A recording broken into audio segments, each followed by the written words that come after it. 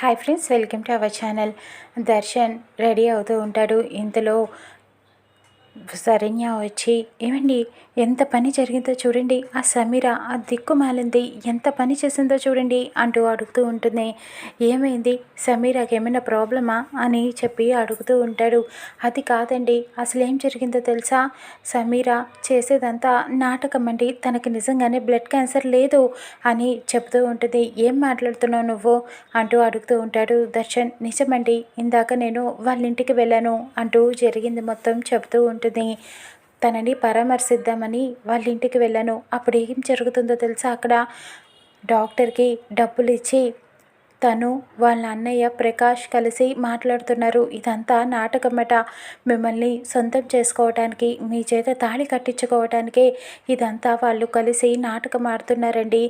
నువ్వు దర్శన్తో చెప్పినా సరే ఏమీ జరగదు, ఇదంతా అబద్ధం, ఇంక నుంచి నీ ఆట కట్టిస్తా అంటూ మాట్లాడుతూ ఉంటుంది. శరణ్యకి వార్నింగ్ ఇచ్చిన మాట చెబుతూ ఉంటుంది. ఈ విషయమే ఇటు సమీర ఇలా మాట్లాడింది, ఇలా చేసిందని దర్శన్కి చెబుతూ ఉంటుంది. అంత పని చేసిందా, నిజమా, ఇప్పుడే తేలుతాం పద ఆ సమీర అంటూ తను ఇక దర్శన్ బయలుదేరి సమీర ఇంటికి వెళ్తూ ఉంటాడు. శరణ్య కూడా వెళ్తుంది. అక్కడికి వెళ్ళి శరణ్య ఇద్దరు కూడా దర్శన్ పిలుస్తూ ఉంటారు. సమీర సమీర అంటూ గట్టిగా పిలుస్తూ ఉంటాడు. ఇకప్పుడు ప్రకాష్ దర్శన్ని శరణ్యని రా బావా అంటూ సమీర రూమ్లోకి తీసుకువెళ్తూ ఉంటారు. అక్కడ డాక్టర్ సమీరని చెకప్ చేస్తూ ట్రీట్మెంట్ చేస్తూ ఉంటాడు. తనకి బ్లడ్ వామిటింగ్స్ అవుతూ ఉంటాయి. అది చూసి దర్శన్ కుండ కరిగిపోతూ ఉంటుంది. సమీర అంటూ మళ్ళీ దగ్గరికి వెళ్ళిపోతూ ఉంటాడు.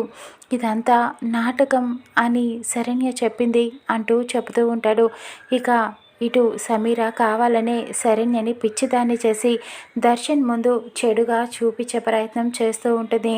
ఇక దర్శన్ ఎవరి మాటలు నమ్ముతాడు, సమీరకి దగ్గర అవుతాడా, చూద్దాం రానున్న ఎపిసోడ్లో ఏం జరుగుతుందో.